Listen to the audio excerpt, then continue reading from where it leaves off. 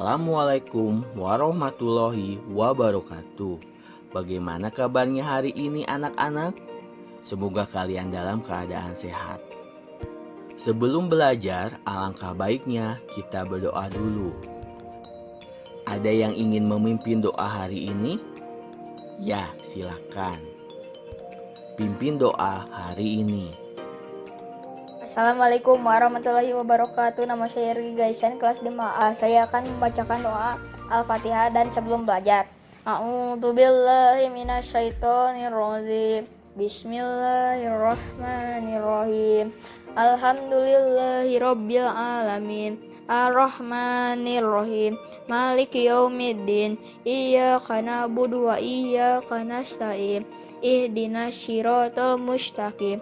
Siratal ladzina an'amta 'alaihim ghairil maghdubi 'alaihim waladdallin. Amin. Bismillahirrahmanirrahim. Raditu billahi robba wa bil islami dina wa bi muhammadin nabiyya wa rasulah. Rabbi jidni ilman warzuqni fahman bi rahmatika ya arhamar rahimin. Artinya, kami ridho Allah Subhanahu wa Ta'ala sebagai Tuhanku, Islam sebagai agamaku, dan Nabi Muhammad sebagai Nabi dan Rasulku. Ya Allah, tambahkanlah kepadaku ilmu dan berikanlah aku pengertian yang baik. Wassalamualaikum warahmatullahi wabarakatuh.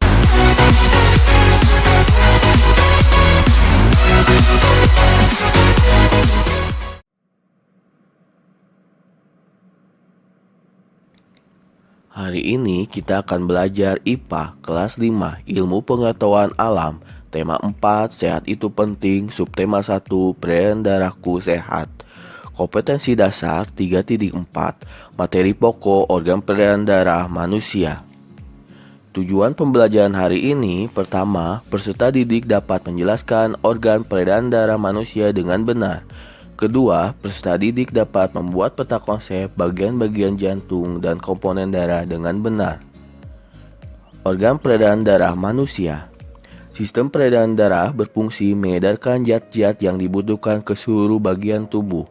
Selain itu, sistem peredaran darah juga mengangkut zat-zat sisa untuk dikeluarkan dari tubuh.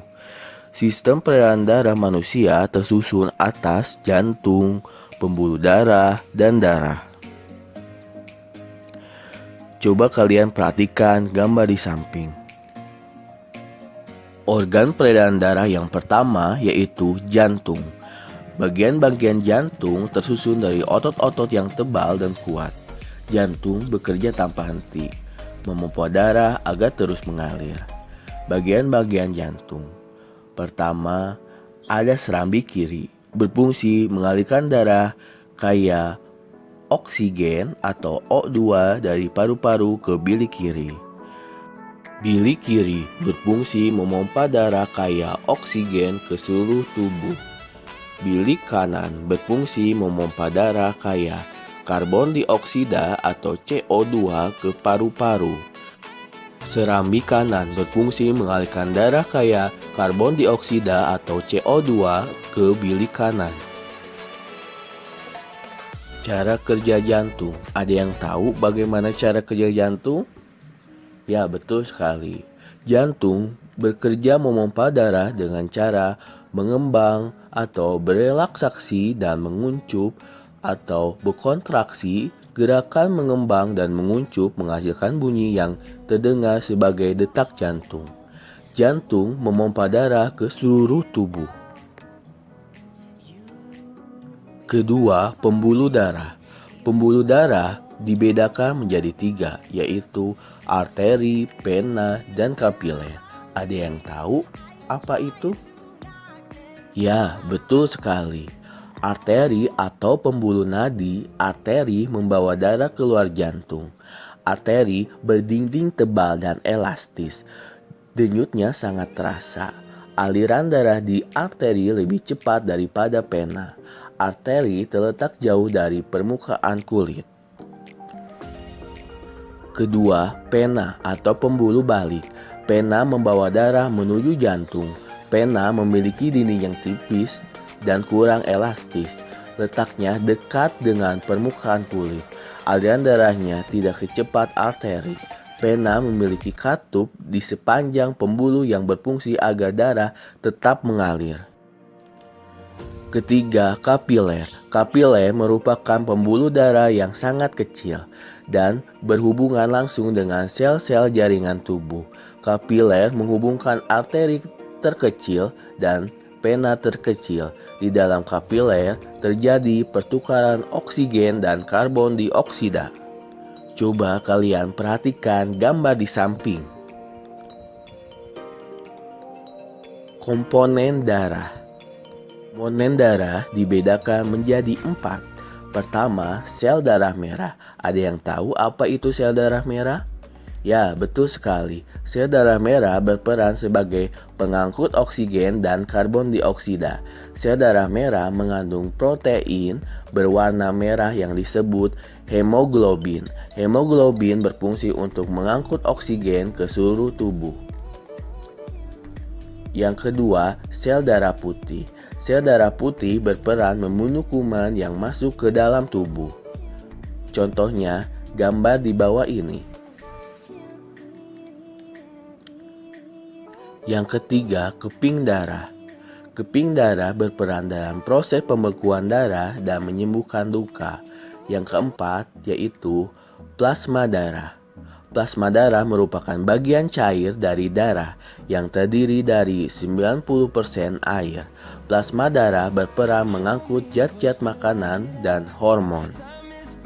Coba kalian perhatikan gambar di samping. Darah tersusun atas sel darah merah, sel darah putih, keping darah, dan plasma darah. Paru-paru. Paru-paru merupakan bagian dari organ peredaran darah. Mengapa demikian? Ada yang tahu? Dalam proses peredaran darah, paru-paru berperan sebagai penyuplai oksigen ke dalam darah. Darah yang telah diedarkan ke seluruh tubuh tidak lagi mengandung oksigen, akan tetapi banyak mengandung karbon dioksida. Setelah kembali ke jantung, darah yang akan mengandung karbon dioksida tersebut dipompa ke dalam paru-paru.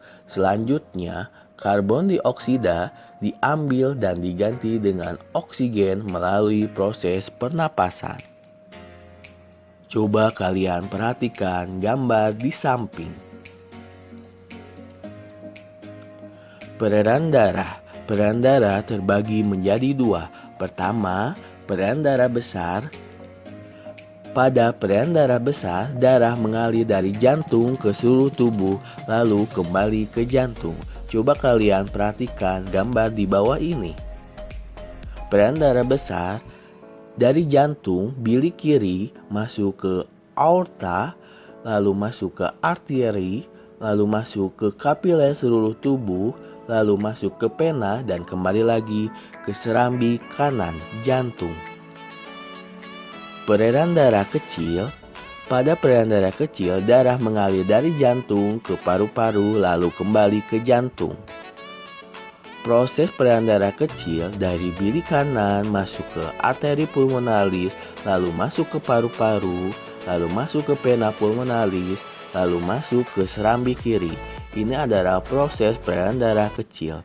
Coba kalian perhatikan gambar di bawah ini.